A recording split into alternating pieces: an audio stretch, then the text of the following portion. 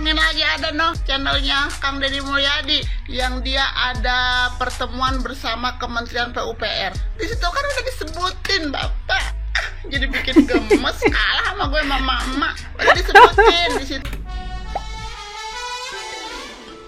Tony RM mengaku dituduh telah menyerang Gubernur Jawa Barat Deddy Mulyadi. Tony mendapati reaksi netizen yang budiman setelah dirinya menjadi narasumber di salah satu acara TV. Padahal Tony mengaku tidak pernah berbicara bahwa kinerja Deddy Mulyadi adalah pencitraan. Meskipun Tony mengakui dirinya dipancing oleh host acara tersebut, Tony hanya memberikan pendapat bahwa kinerja Deddy Mulyadi akan dikatakan sebagai pencitraan apabila gebrakan tersebut tidak didasari dengan peraturan yang ada. Ia lalu mencontohkan saat Deddy Mulyadi memutuskan untuk membongkar wisata hibis fantasi di Puncak Bogor. Tony menegaskan dirinya tidak pernah menyimpulkan tindakan Deddy Mulyadi itu pencitraan. Saat acara tersebut, Tony mengaku bertanya kepada politikus Gerindra Hendar Samarantoko terkait peraturan yang mendasari pembongkaran objek wisata tersebut. Tindakan Deddy Mulyadi lainnya yang menjadi sorotan yakni pelarangan study tour. Tony juga menegaskan bahwa tidak pernah menuding kebijakan Deddy Mulyadi itu sebagai pencitraan. Ia mengaku kembali bertanya mengenai peraturan tersebut kepada Hendar Samarantoko apakah terdapat dasar hukumnya. Tony pun kembali menegaskan dirinya tidak pernah menyimpulkan kinerja Deddy Mulyadi itu adalah pencitraan. Tony sadar bahwa anggapan pencitraan itu masih jadi perdebatan tergantung sudut pandang seseorang. Ia pun percaya Deddy Mulyadi merupakan sosok negarawan yang tidak anti kritik.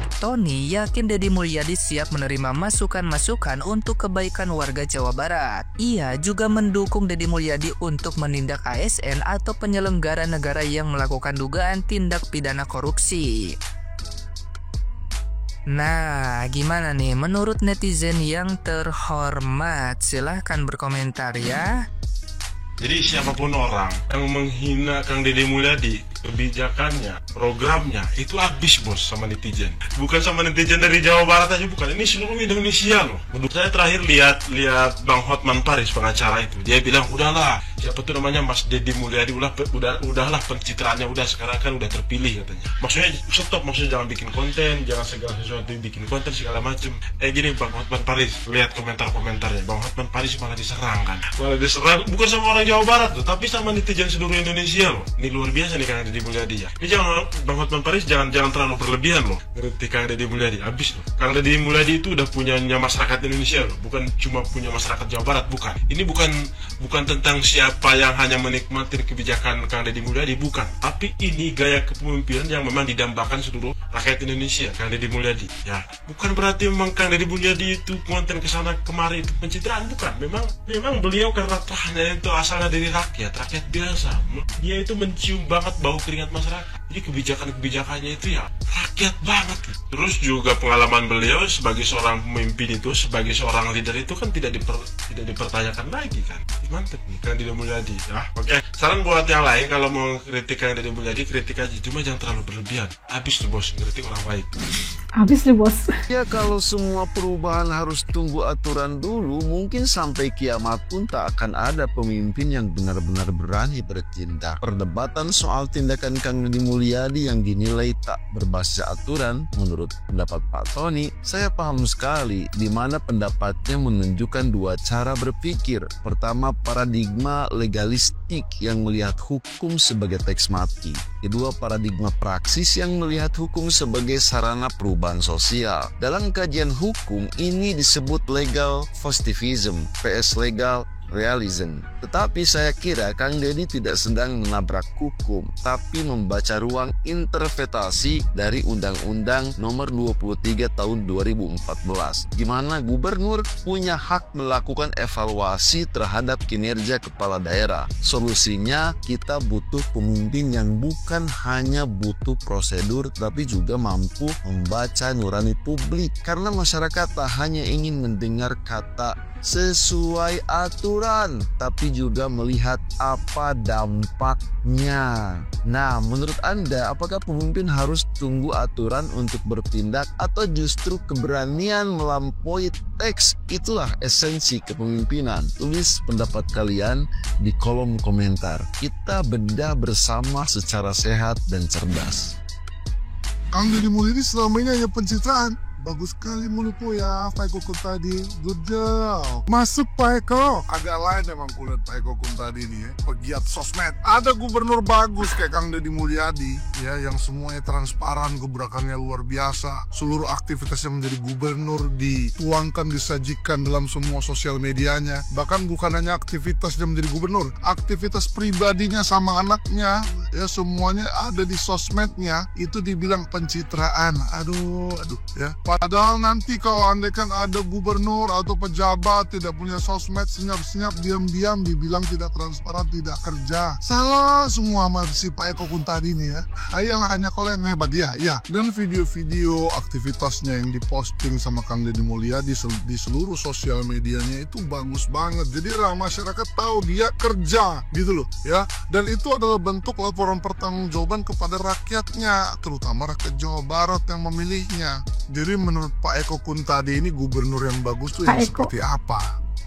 Gebrakan-gebrakan Kang Deddy Mulyadi udah menurut kami bagus, bahkan saya aja cemburu. Saya warga Jakarta pengen punya gubernur kayak Kang Deddy, tapi ya hanya bisa berharap. Contohnya aja ada program bagus banget dari Kang Deddy Mulyadi mengenai pemutihan pajak kendaraan. Dibilang sama Pak Eko Kun tadi ini ada potensi Jawa Barat dapat 30 triliun dari penunggak pajak. Padahal bagaimana ya orang nggak mampu untuk bayar pajak, pendapatan sehari aja untuk makan aja susah.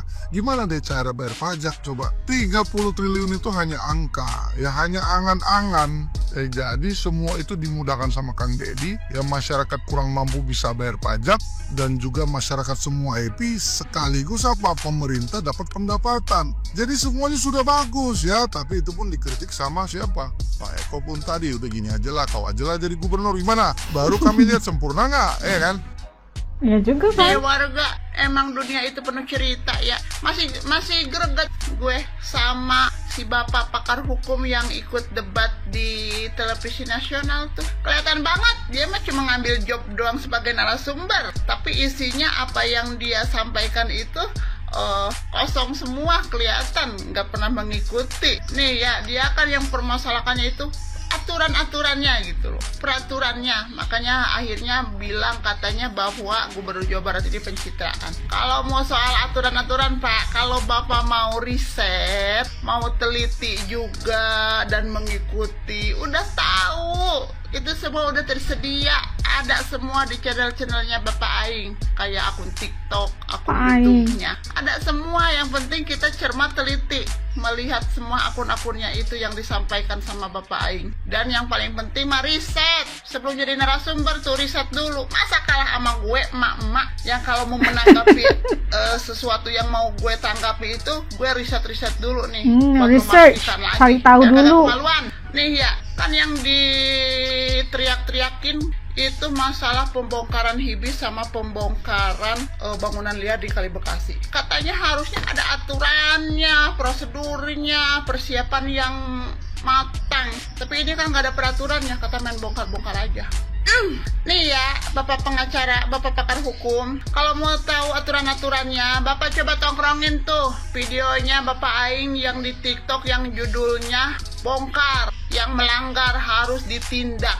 Nah di situ itu udah jelas banget disebutin masalah pembongkaran hibis itu ya. Nih Bapak Aing juga udah nanya, udah mengkaji, nanya ke para pejabat-pejabat daerahnya. Dikasih surat peringatan udah, SP1, SP2, SP3 udah. Disuruh membongkar sendiri sudah, bahkan katanya dari pihak pemilik wisatanya itu mengiyakan akan membongkar. Tapi mana buktinya membongkar tidak, yang ada malah menambah bangunan merembet-merembet. Ya itu ujung-ujungnya melanggar legalitasnya juga.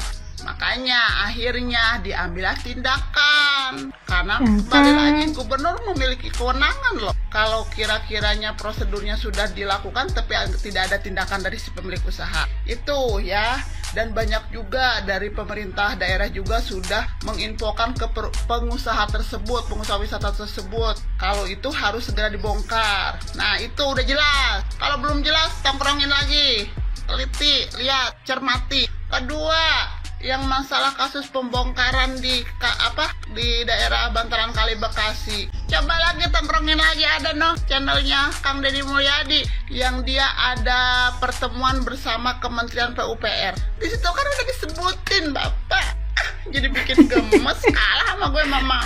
Udah disebutin di situ pas saat pertemuan sama Menteri PUPR masalah tanah yang ditempati itu sama mereka yang ternyata ilegal. Dan saat pembongkaran juga kan Bapak juga ngomong, pembongkaran dimulai dari yang bangunan-bangunan kosong. Itu udah sesuai prosedur dan udah ada aturannya juga. Intinya Bapak Aing itu memiliki kewenangan untuk yang para melanggar.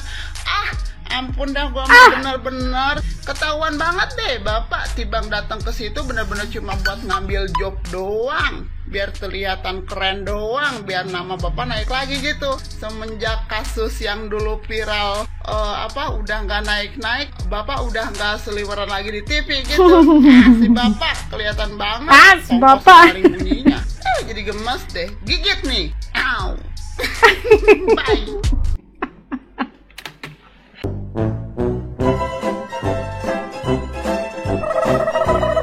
Tadi reaksi para netizen Indonesia, se-Indonesia, bukan hanya netizen di Jawa Barat ya, tapi di se-Indonesia yang merespon atau memberi reaksi terhadap kata-kata ataupun apa ya kita bilang yang menyatakan bahwa Kang Deddy Mulyadi ini cuma sebuah pencitraan gitu, dan sesuatu pastinya para netizen jadi marah ya. Jadi kayak gimana, buktinya sudah ada di media-media sosialnya Kang Deddy Mulyadi yang menunjukkan apa yang dilakukannya, tugasan-tugasan hariannya itu apa, dan menunjukkan prosedur-prosedur yang dilaluinya dan apa juga kebijakan itu dikongsikan bersama seluruh masyarakat Indonesia di media sosialnya. Jadi kayak gimana kalau kita mengatakan bahwa itu sebuah pencitraan, karena apa yang ngomongin, apa yang dikatakan itu terus diaplikasi, terus dikotakan oleh Kang Deddy. Itu sesuatu yang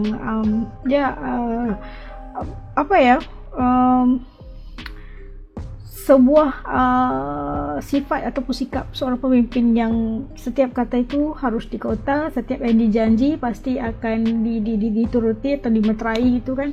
Dan banyak sekali bukti-bukti yang menyatakan bahwa Pak Deddy ini bukan hanya seorang pemimpin yang hanya omongan kosong, pasti akan ada tindakan susulan. Responnya itu pantas banget gitu.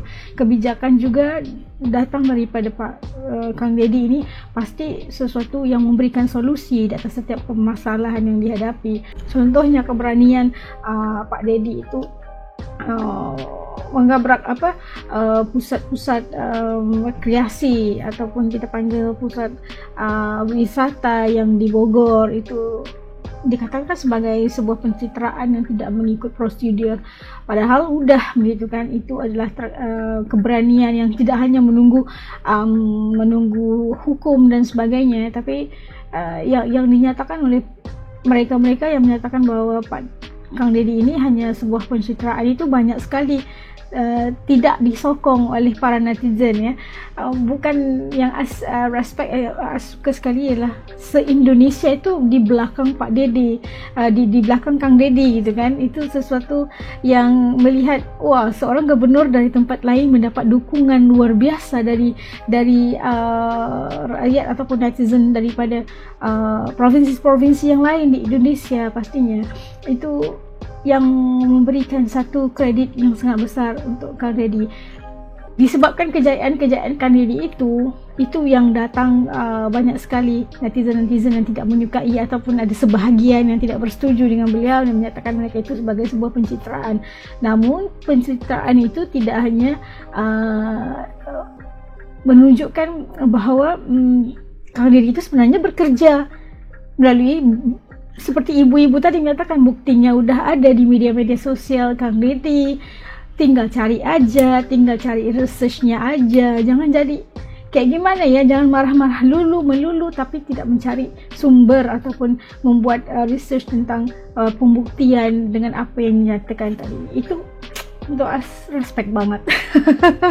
Ya, berani pencitraan itu untuk As sendiri nggak ada, karena As sudah mengikuti KDM ni agak lama juga, tapi As melihat progresnya Kang Deddy itu. Justru kita terserlah bagaimana pekerjaan yang dilakukannya itu kita boleh lihat dalam media sosialnya Kang Deddy, menunjukkan bahwa Kang Deddy itu bekerja guys, bekerja, nggak hanya duduk diam aja. Okay? Menurut kalian kayak gimana? Ada reaksi netizen yang tidak suka dengan Kang Deddy Mulyadi dan menyifatkan tindakannya itu sebagai pencitraan. Okay? As nak tahu komen dari kalian, titip komen di bawah supaya As juga tahu pandangan dari teman-teman As di sini. Okay, sampai ketemu lagi dalam video, insyaAllah. Jaga diri semua. Dadah.